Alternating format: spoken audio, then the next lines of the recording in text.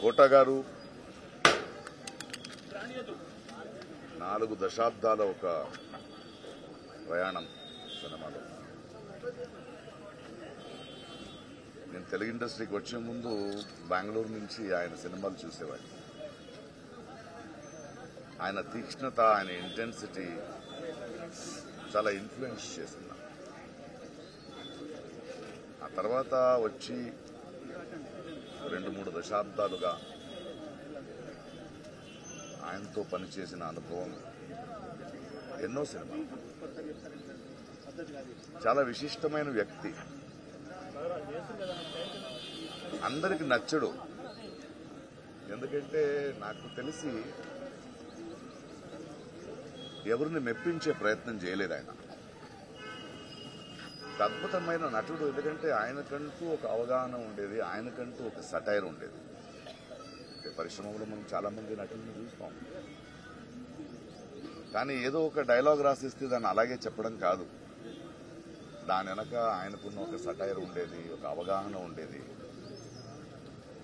ఆయనది ఒక ప్రెజెన్స్ నాకు చాలా నచ్చేది. ఆయన ఎవరిని వదిలిపెట్టాడు. ఎలాంటి మనిషి అంటే, అనయ్య అంబేద్కర్ అనే సినిమా రిలీజ్ అయ్యింది, ఎందుకో జనాలు చూడట్లేదు అంటే, ఏం లేదు ప్రకాష్, అది ముందు అంబేద్కర్ ఒక కటౌట్ పెట్టారు, ఆయన అక్కడెక్కడో చేయి చూపిస్తుంటే అక్కడ వెళ్ళిపోయారు. అంటే ఎటకారం కాదది, అలాంటి మంచి సినిమా చూడరు ఇళ్ళు అనే ఒక ఆవేదన ఆయనలో ఉండేది. ఆయన నిరంతరంగా ఆయనలో చూసింది నేను తెలుగు భాష, తెలుగు నటినట్లు, తెలుగు ప్రతిభలకి అంత పెద్ద ఎత్తున ఛాన్స్ దొరకట్లేదు. కొందరికి అది కుళ్ళు అనిపించేది, బట్ ఆయన ఆవేదన చాలా నిజమైందని నాకు అనిపించేది. ఒకసారి ఎవరో అడిగారు, ప్రకాష్ రాజ్ గారు పరభాష నటుడు కాదంటే, కాదండి, బట్ ఆయన తెలుగు నేర్చుకున్నాడు కదా, మనోడు అయిపోయాడు కదా. ఆయనకు అది ఒకటి ఉండేది, ఎందుకంటే నా భాషని తప్పుగా ఎవరో పలకరిస్తారు, అనవసరంగా మన అవకాశాలను తీసుకెళ్ళిపోతారు అని. చాలా నచ్చింది ఆయనది. సెటార్లు నా మీద కూడా వేసేవాడు ఆయన. నేను చాలా హ్యాపీగా దాన్ని తీసుకునేవాడిని. ఎందుకంటే ఆ పెద్దరికం, ఎవరి గురించి అయినా ముక్కుసూటిగా కమెంట్ మాడొచ్చును చేసే చను ఆయనకి సంపాదించుకున్న వ్యక్తి.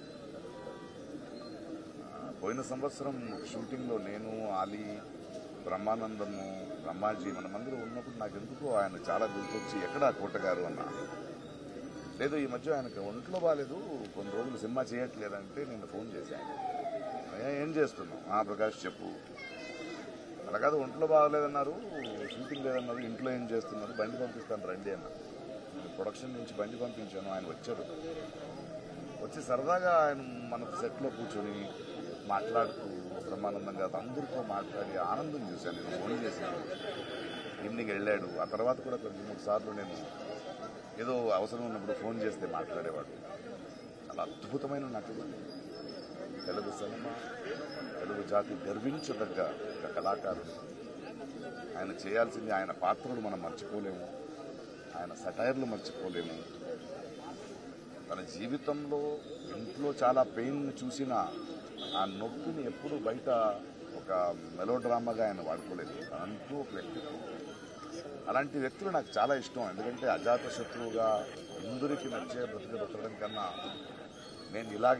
నేను ముక్కుసూటిగా మాట్లాడతాను, ఎవరైనా పట్టించుకోను అనే ఒక వ్యక్తిత్వం ఉంది కదా, అది చాలా అరుదు.